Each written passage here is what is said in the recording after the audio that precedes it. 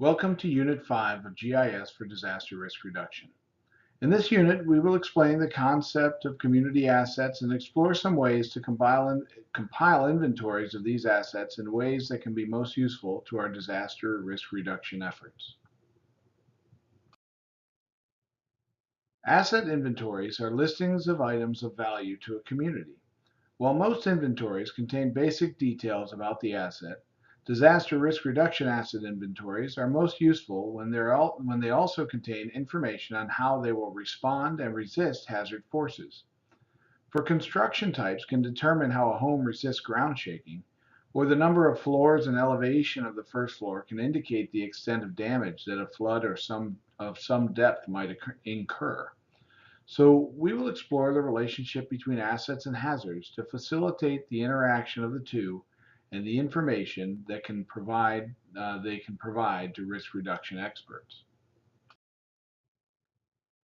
Let's start by defining the word asset in this context.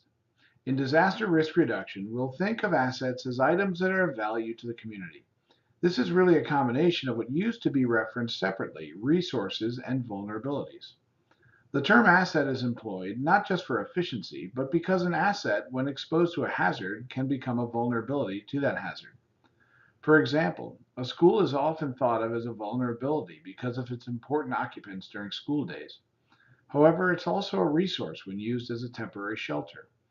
Therefore, to avoid complex categorization, we'll record assets and allow their situation to determine their status as resource or vulnerabilities, based upon their utility and condition following the event. Think, for example, of a person, an individual. Most rescues and disasters are performed by citizens.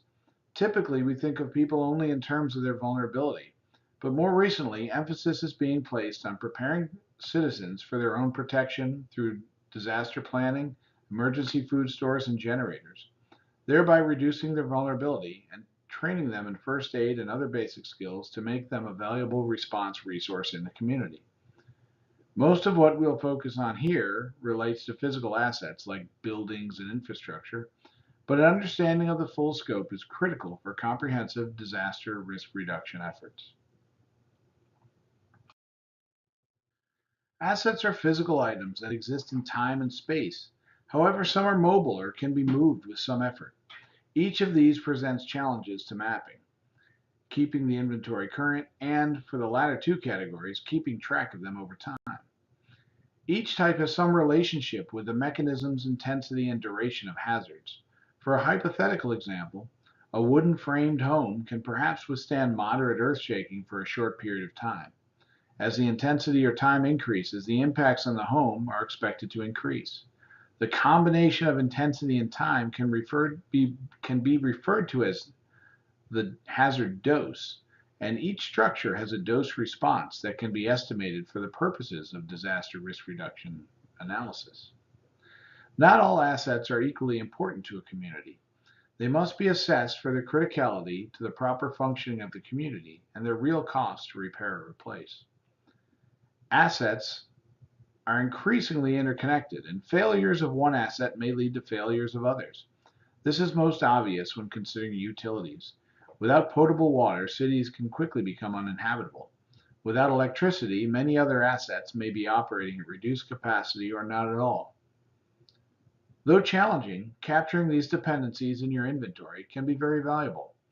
Community assets to be worthy of our inventory must have importance to a community in normal operations of daily life or in returning normalcy when disasters or disruptions occur. Casting too wide of a net will only cause additional burden to the efforts and complicate analysis. We're not proposing an inventory such as would be used for insurance reasons, where all assets have a value assigned that relates to replacement cost. We're looking at things that affect the functioning of a community on a daily basis.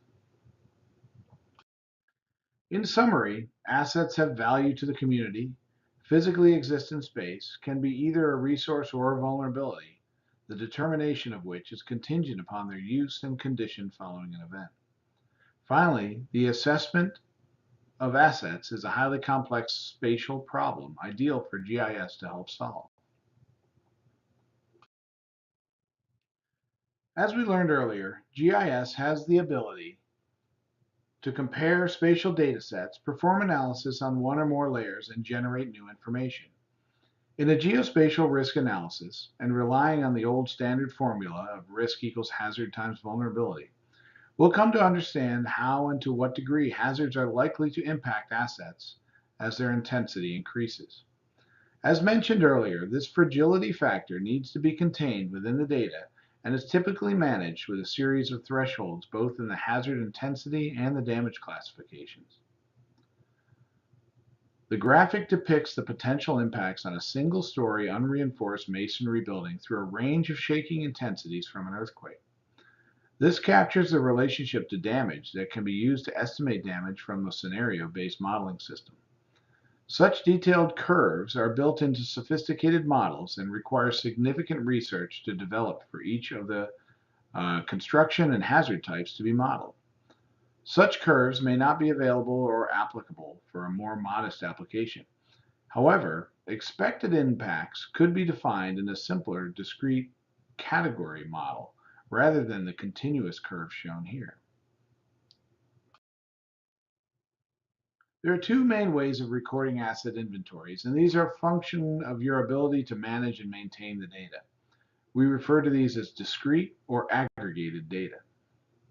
By discrete, we mean the record itself describes one feature, such as a hospital or school.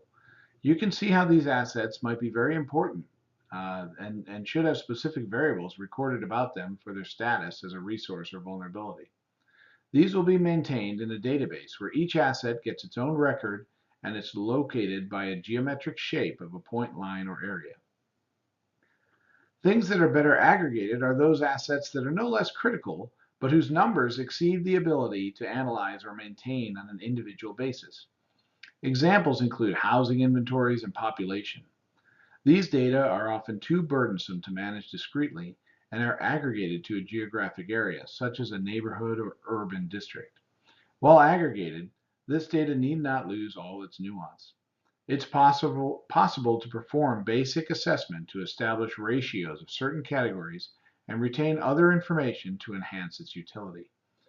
For example, populations data may have detailed demographic categories, and housing inventories may contain a large number of categories relating to type, construction, percent compliance with building codes, and vulnerability to hazards. Let's look at a couple examples to reinforce this key concept. A hospital is often considered a highly important resource to a community, and as the picture to the right shows, can sometimes also be vulnerable. As this is a unique feature of high importance to many types of analysis and use, it's maintained as discrete information.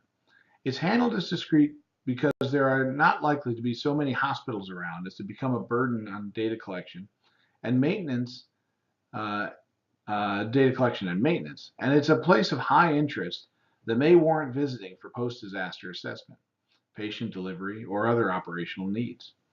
More importantly, though, it is of such high importance to the community that it warrants considerable specific information be collected, such as its dependencies, construction type, catchment, and capabilities. Following an event, it will also be useful to track the status of the facility on a regular basis. Residential housing is also critical to is also a critical community resource, but there are often so many units as to make managing each individual excessively burdensome. Also, housing tends to be developed in subdivisions or natural neighborhoods that have similar construction characteristics and dependencies based upon designs, location constraints, and local building conventions. Aggregated data may still have many fields of information associated with it, but it requires some disaggregation to accommodate analytical models. For example, the photograph shows a hillside community in Grenada following Hurricane Ivan in 2004. A residential inventory for this area might record one geographic core containing all the homes in this community. It might then break the homes down into attributes for the area, into construction type, number of floors, utility status, etc., by number of homes or percentage. Let's walk through this process and help gain a better understanding of how to build an asset inventory. Here are the key process steps from discovery to sustainability. Let's go through each in a little more detail. First, let's take a look at an example from the United States. The U.S. Department of Homeland Security has programs that work in partnership with agencies, private companies, and others to ensure the security of these vital assets contained in these 18 sectors. Feel free to look through the high-field data in the link below to understand the approaches used by the federal government of the United States. You'll note that the bulk of their data is discrete. Most of this data is less detailed than will be used for technical actions, but it's used for providing maps and situational awareness and display purposes. When you select a data set, you'll be provided access to key metadata or data about the data. This explains the key details about the data and is an important part of working with GIS. Creating these inventories takes considerable effort and resources, and every effort should be used to leverage existing data while carefully ensuring you do not set up a dependency on data that is not sustainable. This requires thoughtful identification of the minimal data sets and attributes needed to meet your analytical goal. As with any problem-solving exercise, you should focus on what you need independent of any existing data or resources, saving that exercise for later discovery. Allowing those to creep in here might bias your thinking. Considering that, to do this right, every element of information that you record for one asset, you need to record for all similar assets and maintain over time. So it's important that you keep it simple and efficient. Focus on the task of risk reduction analysis. To accomplish this task, you must identify the hazards that you will be addressing and understand how they interact with your community and its assets. You'll also need to identify the highest degree of precision that your study can hope to attain in your first iteration. Remember, this is a long-term process, so go for what you can reasonably accomplish. This will improve risk awareness and help demonstrate the value of the process and provide a foundation for future improvements. As I mentioned previously, start by thinking about what would be an ideal data set for your analysis. Unfortunately, we don't live in an ideal world, so you'll likely have to make compromises to move forward. Define your data model to hold the realistic data and keep track of the areas where you had to compromise in order to assess the level of confidence in your results and know where your efforts can benefit from improvements going forward. Locally maintained and large-scale data is best, but short of that, consider your sources from local, including primary data or data that you collect, and national, regional, or even global data. As you can imagine, the more you rely on smaller scale, larger area coverage data, the lower your confidence will go in your results. But don't be discouraged, as there's value in the process, and the approach allows replacing weaker data with stronger data as it becomes available. Hopefully, you'll be able to find some data for all the data layers you need in your analysis. As a last step, consider enhancing the data through primary data collection. This may include things like tracing data off of imagery or visiting the locations in a data set to refine the location or add attributes. GIS data is not always an all or nothing affair. Oftentimes you can use or repurpose vectors collected for other activities or refine smaller scale data by going to the field and collecting GPS coordinates.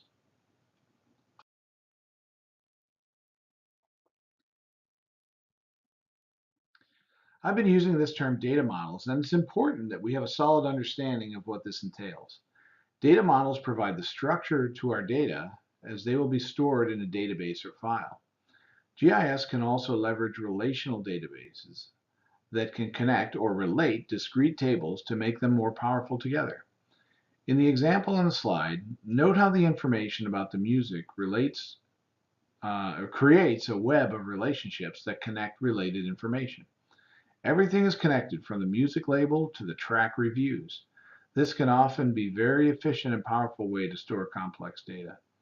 In the GIS world, this is the way we can link data from one discipline to data set created for another. For example, the Ministry of Education may have a database of schools, but the National Disaster Management Agency may keep a separate database on schools for use as shelters. By joining their data through such a relationship, the NDMA can connect to their data to the authoritative database of schools from the ministry. In this way, each data set has a proper owner and solid accountability. Data collection often requires sending people into the community to collect data firsthand. Preparedness is key for planning to create new data. The prospect is expensive, time-consuming, and can place people at some risk. It's a good rule to keep it as simple as possible. Limit what's being observed and what's being recorded, and provide a list of answers where possible. Provide job aids, resources, non-call helpers to keep it all on track. Plan the coverage areas in ways that provides accountability and fair distribution of work. Optimize areas to consider efficiency of movement and safety. For example, if an area to be surveyed is on two sides of a river or highway, try to minimize the number of crossings necessary to collect the information. Safety and effectiveness can also be enhanced by performing the work at safe times and composing your team of the right numbers and genders to reflect what would be best given the cultural and societal realities of the area being observed. Consider mechanisms for ongoing validation of the quality of the data being collected. Few things are worse than finding out after one or more days that a GPS is not working right or a team has been collecting the wrong information. Consider a split approach to data collection where the vectors are traced from imagery on something like Google Earth or OpenStreetMap, and the field teams collect the attributes from their observations. Collection of the data should not be spread out over a long time, as the data will have varying collection dates, and all the while you haven't had access to a complete data set. Consider a quick, organized push to get the first batch of data collected in short order and of similar currency. Prior to collecting, or even deciding to collect, you should consider a strategy for maintaining the data. This could be periodic resampling or monitoring of changes in the community and reflecting them in the data or a regular refresh. Organizations often do not plan well for data maintenance, and aging data can undermine the foundation of this as a long-term sustainable effort. To the extent possible, you should forge data from organizations that are mandated with maintaining it. You should attempt to establish a data sharing agreement with them that will define the appropriate use of the data and its limitations. It may also enumerate a level of compensation or quid pro quo if you can provide data back in exchange or even payment. It's best to seek out this authoritative data even if you need to supplement it with risk reduction related attributes.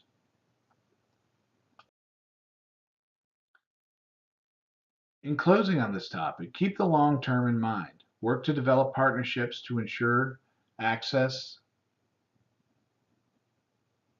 to increasingly high quality data. Understand that the use of this data, the use of GIS is growing, and you'll be entering this community and helping to add momentum to it. This effort is not unlike the famous children's story Stone Soup. In this story, three lost and hungry soldiers overcome the fear and mistrust in a village by convincing each member of the community to contribute a small ingredient to their famous recipe of stone soup. I won't ruin the ending for those that haven't read the book, but it ends well and all benefit from the encounter. Like the soldiers in the story, you'll need to convince others to contribute, and in the end, you should have something of value to provide back to all. While it's nice to think that sharing can be sustained through goodwill alone, it is best to consider documenting and formalizing agreements to ensure they are sustained. Procedures and future needs should also be documented to the extent possible. Long-term success will depend upon the systematic and deliberate maintenance and maturing of the effort. Keep an eye on who might be better suited to provide geospatial data and cultivating their role in doing so.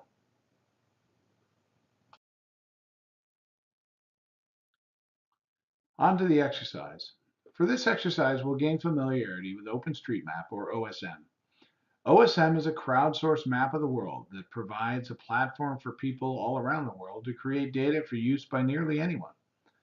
Being an open source platform, many others have developed tools that enhance the OSM experience, such as editors, task managers, tools, and data conversion tools. It's a pretty amazing and useful effort. My first introduction to OSM was following the Haiti earthquake in 2010, where Port-au-Prince was digitized in amazing detail in about 2 weeks. Many of us thought this was fantastic, but we knew it would be far more useful in a proactive manner for use in disaster risk reduction efforts. In this exercise, we'll do just that for an area beneath the Mosul Dam in Iraq. This dam has been called the most dangerous dam in the world, and the population living in the river valley below are at great risk, as this area is a desert and nearly all settlements are historically along the waterways. Take a look at the lab instructions and the links here, and do your part to help the world understand what is at risk should this dam fail.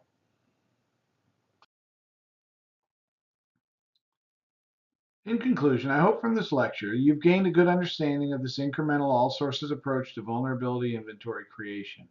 We'll talk more about the fragility aspects referenced in the early parts of this lecture, as this is really where the geospatial magic happens for risk assessment. But it must be planned in coordination with the hazard data and the needs of the overall risk assessment. I hope you've gained an understanding and appreciation of the value of partnerships as they relate to sustainability and progress over time. This concludes Unit 5. I hope you found it interesting and useful. In Unit